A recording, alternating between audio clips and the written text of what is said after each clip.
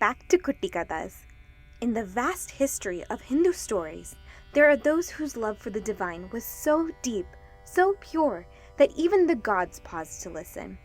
In the series, The Greatest Bhaktas, we explore stories such as Mirabai's bhajans, Hanuman's loyalty, Kannappa's sacrifice, all ordinary lives transformed by extraordinary devotion.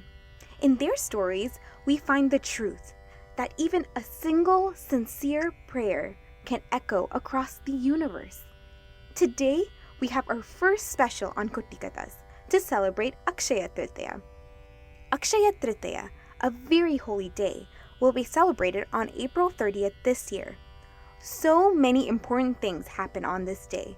The start of Treta Yuga, the birth of Parshurama, Krishna giving Draupadi the Akshaya Patra, and another very special story, the visit of Sudama to Krishna. Who is Sudama? Krishna, as we know, was loved by many. Radha, the Gopikas, his wives, his siblings Balarama and Subhadra. But can you tell me who was his best friend? Sudama, the humble and kind Brahmin. Sudama and Krishna were Gurukul friends. They spent their young days learning together at the hermitage of sage Sandipani.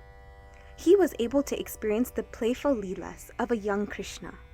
But while Krishna went on to become the prince of Dwaraka, Sudama lived a simple life in poverty, filling his days with devotion. He and his wife Sushila were content with little, though sometimes their children struggled days without food. One day, Sushila, unable to bear watching her children suffer, asked Sudama, "Oh Sudama, you always said that Krishna was your best friend. I have heard he is kind to all those who seek him. Maybe you could go and ask him for some help?" But Sudama shook his head and said, "We have chose a life of devotion, not riches. Besides, he may not remember me after all these years." But every day Sushila would ask for the sake of their children. Finally, one day she said, "Fine, do not ask for anything. Just go, visit your old friend and see how he's doing." Sudama smiled, and with his heart filled with love, accepted, as he longed to see his friend Krishna. But he worried, "How can I go empty-handed?" Sushila looked around their home, and all she could find were the last few handfuls of poha, flattened rice. She tied it carefully into a little bundle and gave it to Sudama. "Take this. It's small, but it's from our hearts." And so he started his journey to Dwarka.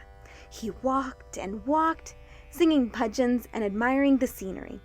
In some versions of the story, they say Krishna, wanting to ease his friend's travels, gently had Sudama fall asleep, and when he woke up, he was right outside the palace gates. As he reached the grand palace doors, his eyes widened with wonder. Everything was so bright and beautiful.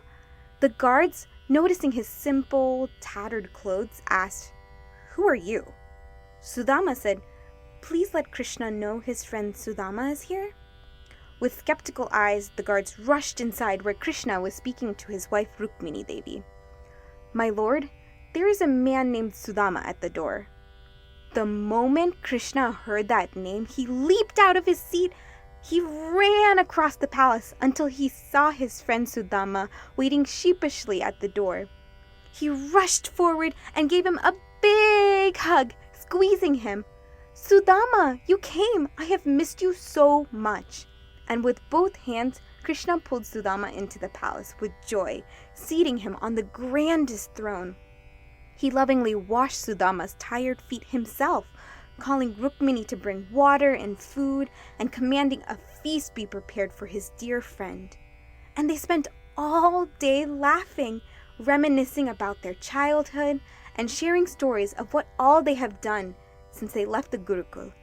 Sudama felt overwhelmed by the love and care Krishna showed him.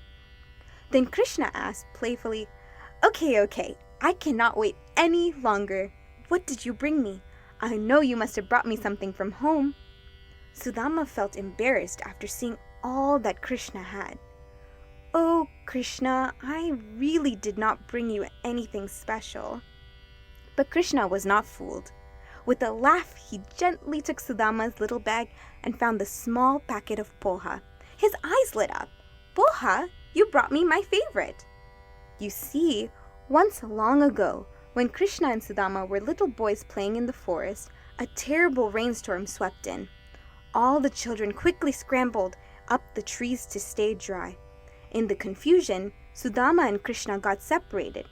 And even though Sudama called out for his friend, his voice was lost in the roar of the storm.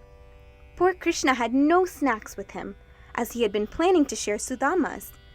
But as the hours passed and hunger grew stronger, Sudama, not knowing where Krishna was, ended up eating the entire packet of poha himself. When the rain finally stopped and the friends found each other, Krishna, smiling, asked, "Is there any poha left?" Feeling guilty, Sudama apologized, explaining he had eaten it all while waiting in the tree. But Krishna kindly replied, "If you are full, my friend, then I am full too." Krishna looked down at the poha packet that a grown Sudama had given him. He took 2 big handfuls and ate happily. He took his 3rd handful, but just as he was about to eat it, Rukmini gently caught his hand and smiled. But why did she stop Krishna? Sudama was confused, but did not think much of it. Sudama stayed the night in Krishna's palace, his heart brimming with happiness. The next morning, he thanked Krishna and returned home. But when he arrived, he gasped.